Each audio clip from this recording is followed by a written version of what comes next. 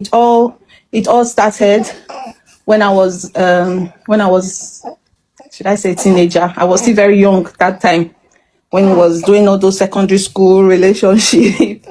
I had a boyfriend then, we were dating, and I got pregnant, and I was not aware that I was pregnant. And I still had a mom then. And one day she discovered that I was pregnant. I don't know how she knew. This is just a mother thing. And she was like, "Oh, you are pregnant." I was like, "Pregnant? How? I'm not pregnant." She said, "Look at you now. I can say you are pregnant." I said, "I'm not pregnant." She said, "Don't worry. This baby, you're not going to remove it. You will give birth to it." I was like, how does this woman know I'm pregnant? Why would she just say a thing like this? And I went to my so-called boyfriend. I told him, I said, "I'm suspecting that I'm pregnant. So I think we should go and do a checkup." This time was like 2014, I think. And we went to one pharmacy and did this blood strip test, and it came out positive. Meanwhile, by this time, I was already far gone, like 3 months, and I was not even aware.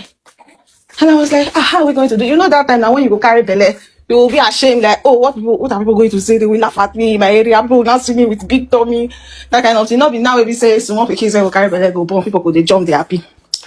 And I thought, I cannot keep this pregnancy. Oh, I'm scared. I'm ashamed. What will people say? That time he was not even working because we just came out from secondary school. He doesn't even have money. This money we were looking for now to terminate pregnancy was not even up to 10,000 naira. And he did not have it. Even me, I did not have it. I was not working, nothing. Because of this money issue, the pregnancy was progressing, going on. He now have to borrow 5,000 from his brother and gave me. And my other sister went with me. She took me to the place. These crackabone doctors. We went there, and the doctor was asking me, "How far gone are you?" I don't even. I just told him 1 month. He said, "Okay." Then the doctor took me inside his office, lie me down on the bed. Where they do this, they are normal there and see, without any local anesthesia or general anesthesia. He just pulled machine for my body. It was very painful that day. I thought I would pass out. I was shouting, and he did what he did. I went home. Fast forward to that. From that time onward,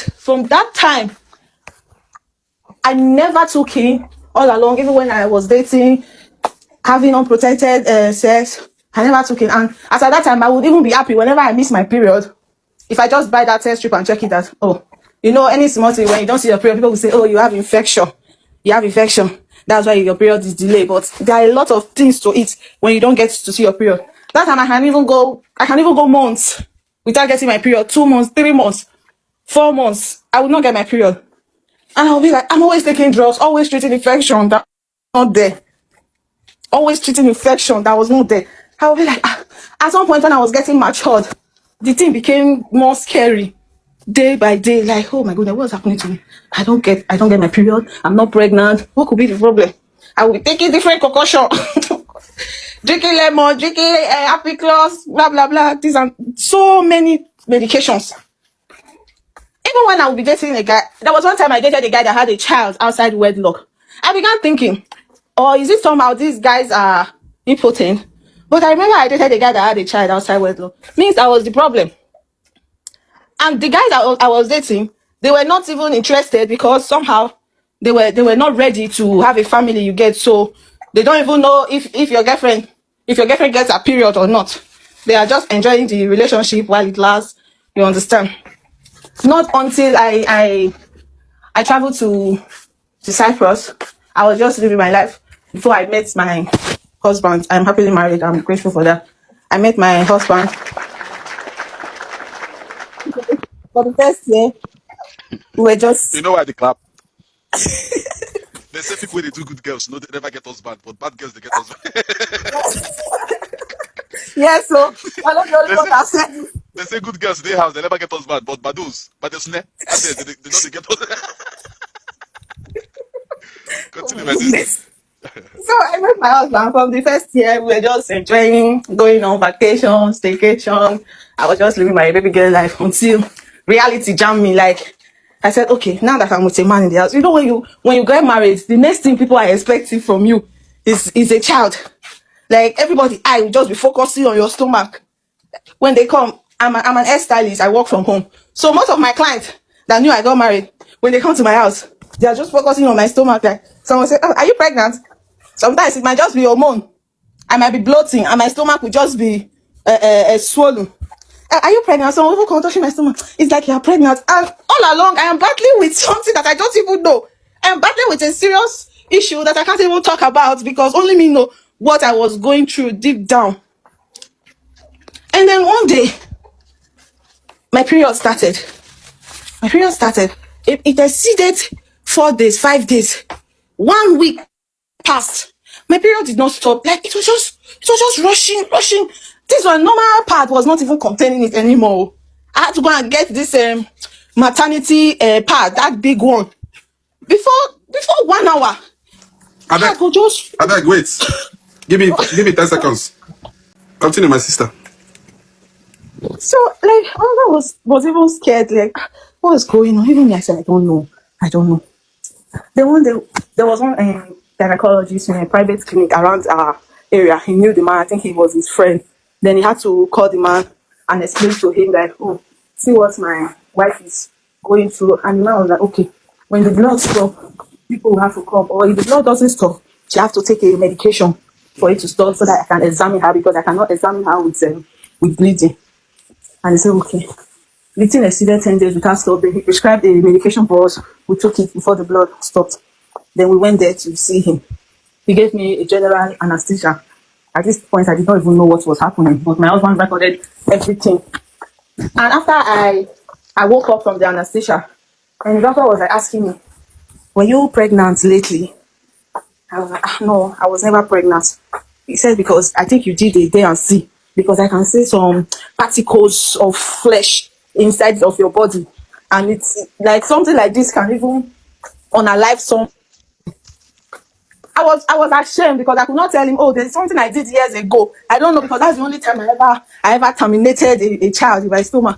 And I was like, I see flesh. Even the video my husband did on the phone, everything was inside. So after that day, when I go to the bathroom to bathe, clean myself, when I dodge, I always think this same, like they were just coming out from my body. I was so scared. I told my husband about it because I could not keep it to myself anymore. I told him this is what I could remember, and it was over 10 years ago.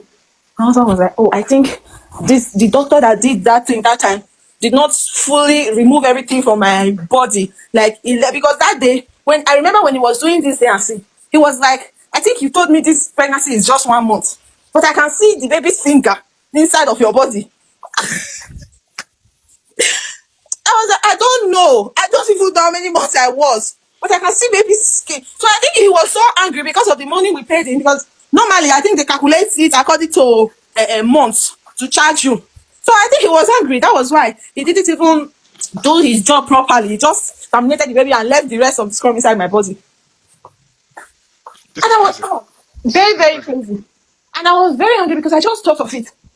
So after that day, the following month again, my period started the same time, did not stop. We still have to go back to that gynecologist. And the gynecologist told my husband that he is even scared to touch me at this point because this is unusual.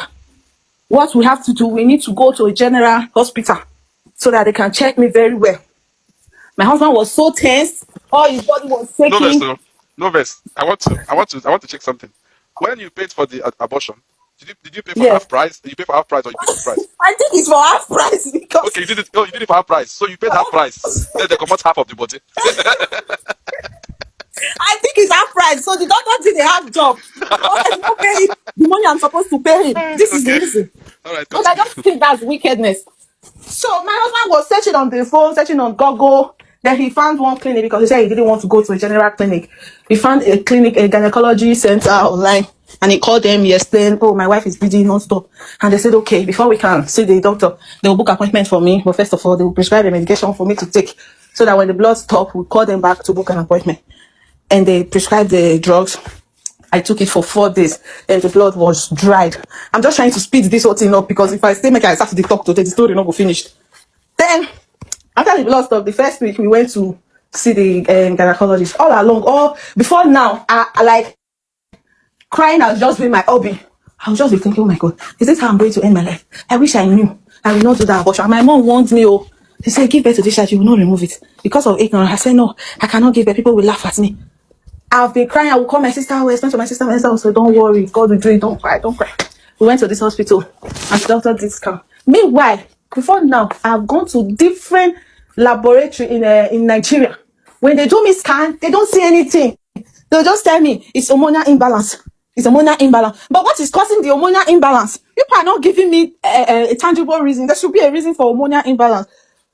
Then the doctor did a scan. That was where I was diagnosed of PCOS, polycystic ovarian syndrome, for the people that don't know about it. And I was like, oh, I think that the doctor said this is the reason why I am not. Make I get people who don't know what you mean. She not say POS machine. PCOS. Someone just wrote, is it money points or OPE? She knows say POS machine. PCOS.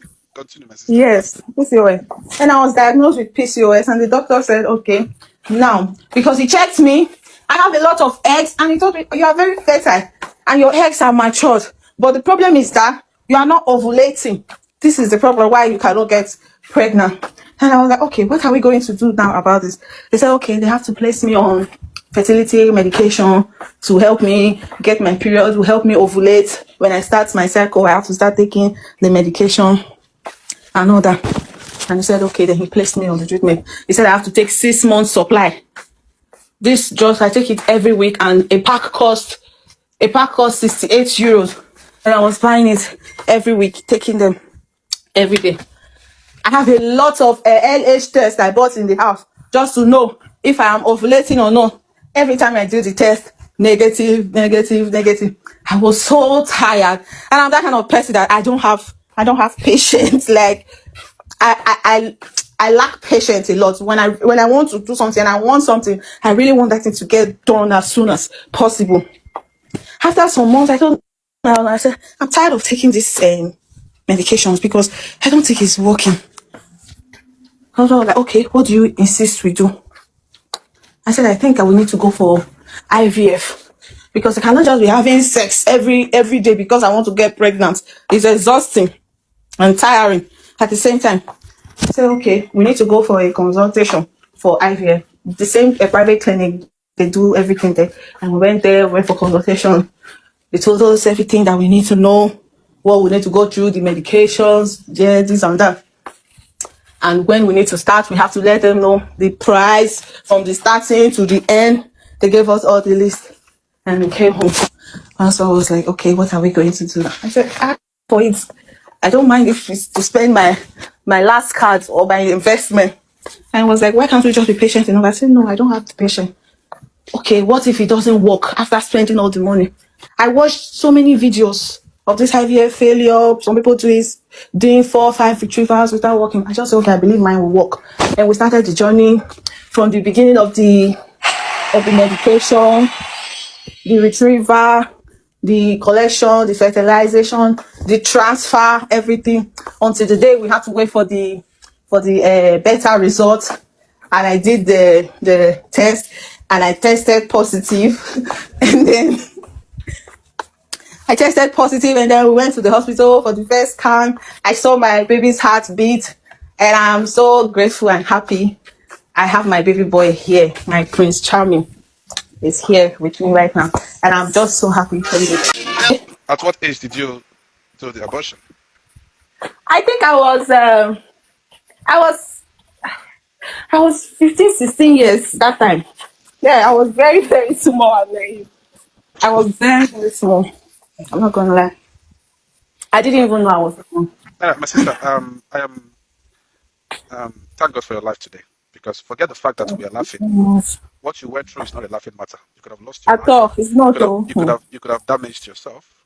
Forget that Of we're all course. laughing here, but you went through hell.